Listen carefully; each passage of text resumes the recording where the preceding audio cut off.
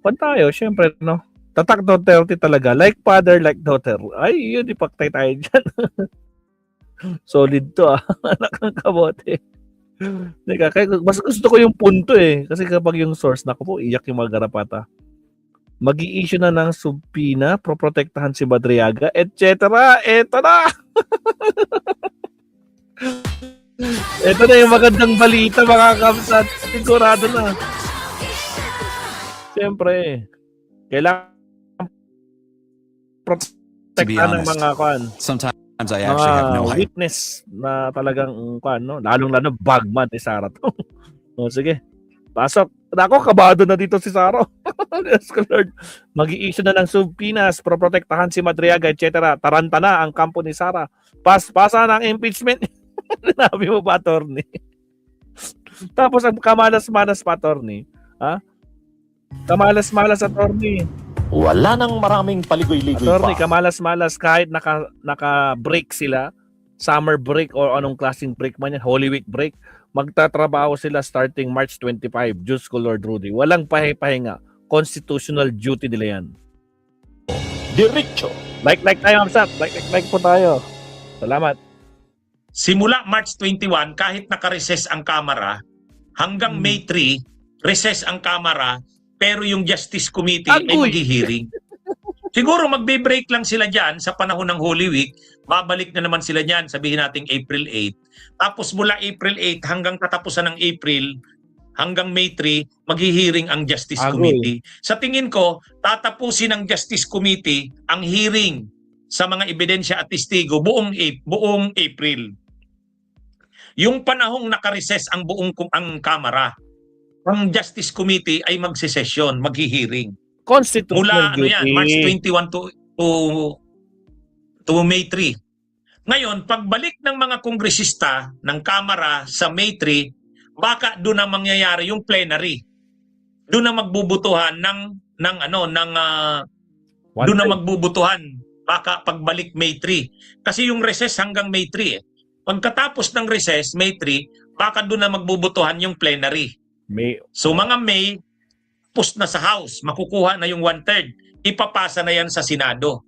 Sabi naman ni Senate President Soto, pag nakarating sa kanila sa Senado, mga May yan, kaagad-agad, trial shall forthwith proceed. Yes, Monday to O yan, Friday. mga kabunyog, mga kababayan. Ha? Ano ito, mga kabunyog, mga Good kababayan? Good Ha? news.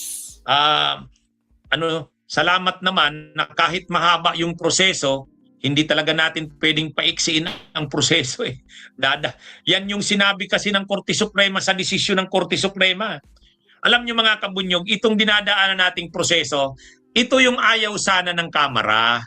Sinapakahaba. Napakahaba. Nakalagay din naman sa konstitusyon sana eh. Ang nakalagay sa konstitusyon, may dalawang paraan ng pag-file ng impeachment. Ang una, dadaan sa mahabang proseso, Justice Committee, hanggang dadalhin sa plenary magbubutuhan. Pag nakuha ng 1/3, ano na yan? Impeach na. Yun yung mahabang proseso. Ikalawang proseso, yung fast track, pag may more than 1/3 na, sigurado na yung 1/3 at nakapirma na sila. Hindi na kailangang mag-hearing sa Justice Committee. Kasi ibig sabihin, marami ng kongresista ang sang-ayon na i-impeach ang isang ini-impeach na official. Yan yung ginawa nung una. Wala na mga hearing-hearing. Allowed naman yan sa konstitusyon, nakalagay. Kaya lang sabi kasi ng Korte Suprema, pasagutin nyo si sabi Sara. ng Korte Suprema, hindi, bigyan nyo ng due process ang ini-impeach na official. Bigyan nyo siya ng pagkakataong sumagot. O di sige, ang ginawa ngayon, hindi na ginamit yung fast track. Ito ng slow mode. Matagal. Pero wala tayong magagawa. Ang maganda naman dito, tulad ng sinabi ko, ang maganda dito, magkakaroon ng hearing. Actually, attorney, tanggap na nga ng mga ibang DDS. Parang sila Dr. Mata ba yun? Sabi niya, matanggal nyo man si Sara, ma-impeach nyo man si Sara, nandyan pa rin si Pulong at saka si Baste. Diyos ko, Lord. Yung mga duwag, mas duwag pa. Diyos ko, Lord. At least sa hearing pa lang sa Kamara, malalaman na yung mga ebidensya laban kay Sara, yung mga testigo, maririnig na natin yung mga testigo, maipipresent na yung mga ebidensya. At saka, yung mga dapat isumpina, masusumpina na. Tulad ng mga bank records, masusumpina na yan. Kaya, pagdating sa Senado, kumpleto na. Ngayon mga kabunyog, mga kababayan, yan yung mangyayari ngayon. Kaya, abangan natin itong susunod na mga araw, bukas maghihiring ang Kamara, ang Justice Committee. Hindi natin alam kung hanggang kailan sila maghihiring. Pero, pagka-hearing nila dyan, isiset na nila yung mga schedules dyan, saka yung mga subpinang ilalabas.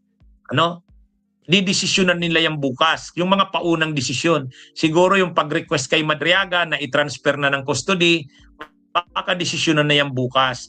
At saka yung tungkol nga sa abogado, si Sara 16 ng abogado, dalawa doon, ayaw ng Kamara. Kasi sabi ng Kamara, ipapatawag namin yan si Attorney Puwa saka si Attorney Munsaya kasi involved yan dyan sa mga anomalya na yan. Anomalya. Kasi spokesperson ni Sara yun si Munsayak saka si Puwa.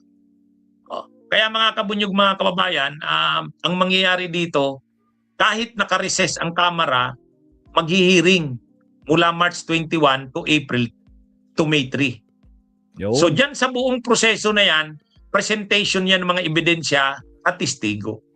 So pag natapos yan, presentation ng mga ebidensya at testigo, magdi-decide ang Kamara, ang Justice Committee, kung may sufficient na basis para sa probable cause. Probable cause.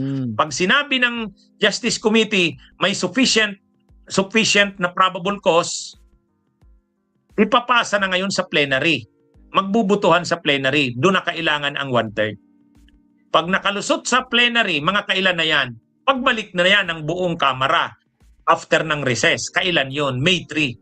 May 3. So, yan mga kabunyog, mga kababayan. At pag nakalusot na, may 1/3 na, ipapasa na sa Senado. Sabi ni Senate President Soto, pag natanggap nila, forthwith, magpuproceed ang trial. Yan na mga kabunyog Ngayon sigurado, gagawin ng kampo ni Sara ang lahat ng pang-aabala dito. Malamang magpa-file na naman sila ng petisyon sa Korte Suprema. Ki-questionin na naman nila yung jurisdiction. Bakit natin nasabi yan? Kasi yung final nilang answer ang nakalagay. Ad cautelam. Consolidated Verified Answer ad cautelam. Ang ibig sabihin ng ad cautelam, sumagot sila kahapon pero inire-reserve nila yung right nila na pwede nilang questionin pa rin ang jurisdiction ng House Committee on Justice sa Korte Suprema. So parang nagpapauna na sila na ad cautelam yung final nila kahapon. So anyway, kahit naman mag-file sila sa Korte Suprema, hindi naman kaagad-agad yan madidesisyonan ng Korte Suprema. Naalala nyo nung nakaraan na impeachment? Kailan nakarating sa Senado yung impeachment? February 5. Kailan naglabas ng desisyon ng Korte Suprema? July 25? July. Ganun katagal. Ilang months. Kaya ibig sabihin, tapos ito, na. kung maglabas man ng desisyon ng Korte Suprema, ano na yan? Tapos na ang impeachment. Ayan mga kabunyog, mga kababayan. Moot in the academic na yan. Yun. Maliban na lang kung maglabas ng TRO, Temporary Restraining Order. Sa tingin nyo ba iti-TRO ng Korte Suprema ang Kongreso? Agarapala na yan. Kapag tini-RO o Temporary Restraining Order ng Korte Suprema ang Senado, wag-an niya kayong mag-hearing sa impeachment. Hindi pwede yan. Masyadong garapal na yan. Kapag nag-issue ng TRO, iiwasan naman yan ng Korte Suprema na mag-TRO. Kasi pag sinabi mo, anong basis mo ng TRO? May grave abuse of discretion? Ang hirap nang sabihin yan. Kapag ganyan ang nangyari, ano na yan? Matindi na yan. Kapag nag-TRO, sa tingin ko hindi magti-TRO. Kasi discretion na power yan. Tama. Exclusive power yan ng House. Tama, pag-initiate ng impeachment. Exclusive ng Kamara. Na sole power din ng Senate ang maging impeachment court. Tapos Separation of power. Medyo mahirap yan kapag ginawa yan. Kapal naman yan. Sa tingin ko hindi magti-TRO. Ngayon kung hindi magti-TRO, proceed ang trial. Kailan lalabas ang desisyon ng Korte Suprema? Ay matatagalan yan, hindi naman ganun kabilis. Kapag lumabas yung desisyon ng Korte Suprema, baka tapos na yung impeachment. Tapos na. Or baka nag-resign na siya, attorney. Kasi sa option niya yan, pwede yun. Kasi alam niya may impeach siya, kaya resign. Diyos ko Lord. Ganun yung senaryo, mga kabunyog na nakikita natin. Anyway, balik tayo. I-schedule na nila yung kanilang mga schedule, kailan sila maghihiring, ganito, ganyan. Tapos, pwedeng magdi-decide na sa ilang mga didesisyonan, yung kay Madriaga, yung abogado ni Sara, pwedeng bukas yan madesisyonan. Saka kung mag-i-issue na ng mga subpina, para mahalaga kasing mailabas na yung mga subpina para makapaghanda yung mga sinusubpina, ma-serve na sa kanila. Tama. Para pagbalik sa after ng Holy Week, ready na yung mga a-attend kasi nasubpina na sila. Magaling yung mga ginagawa ni Congresswoman Beatrix Listro. Ay, magaling talaga to. Hindi niya naman minamadali, pero hindi dinidelay. Yun ang tama. Di ba? Yun ang tama. Kumbaga, kailan pa kasi sila maglalabas ng mga subpina? Pagbalik nila sa April, after Holy Week. Siyempre, pag nagpadala ka ng subpina, maghahanda din yung mga sinusubpina. Ay di matatagalan pa yun. Pero kung ngayon, bago mag-Holy Week, ilabas na nilang mga subpina, maghahanda sa panahon ng Holy Week. Pagbalik sa April, after Holy Week, ready na yung mga sinubpina. Ang galing. Ang galing, Yan yung sinasabi ni Congresswoman Beatrix Listro, hindi i-delay, pero hindi rin iso-shortcut. Yun. Yan yung hindi ginawa ni Chis Escudero Yan yung hindi ginawa ni Chis Escudero.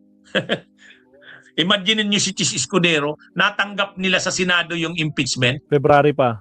February 5. February, March, April, May, June, July, May. Hindi sila umakto lang sila June. Tapos hindi pa nagtuloy-tuloy hanggang sa dumating na yung desisyon ng Korte Suprema. Delaying tactics. Diba?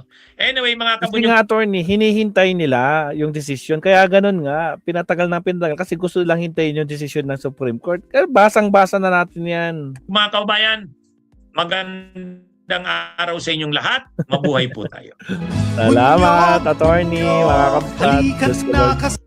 So, magandang kwan yan. Magandang balita, mga kapsat. Diba, Sir and time, tsaka mga kakabsat, no? Sigurado, hindi matutulog ang mga garapata, di ba, Elikan? Siya, mga kapsat, mag-last topic na tayo para na tayo. Time to sleep, pero mag-last topic tayo. Ito yung iiwan ko sa ating live. Tapos yung mga naunang topic natin, yung minamalas si Sara, yun ang ating ipipremiere bukas ng umaga pag nagising tayo. Kaya manood kayo ulit. Okay, mag-like lang, okay na sa akin yan. Tulad ni End Time, nila Yuki, nila Kat Elvira, nanonood pa rin. Kahit alam na nila yung topic, alam na this. Alright? So, last topic na po tayo. Ito na pa yung iiwan natin. Sa konti lang to siguro, mga 5 minutes lang, Ma'am Sat. Maraming salamat. Okay, countdown tayo.